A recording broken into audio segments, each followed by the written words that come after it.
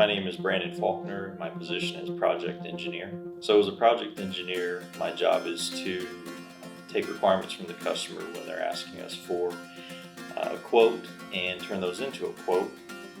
And then if we receive the work, turn that information into a routing, processing, how we get the material, how we route the material through the shop, machining, turning whatever it might be to process that, and then out the door. I have a Bachelor of Science in Mechanical Engineering from Purdue University.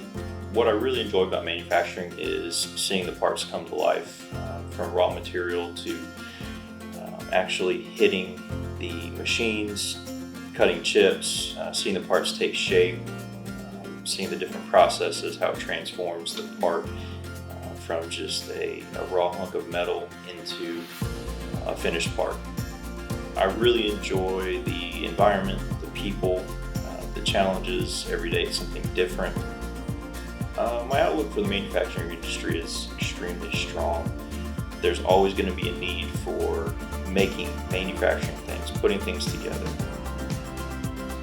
Constantly need people, good people, detail-oriented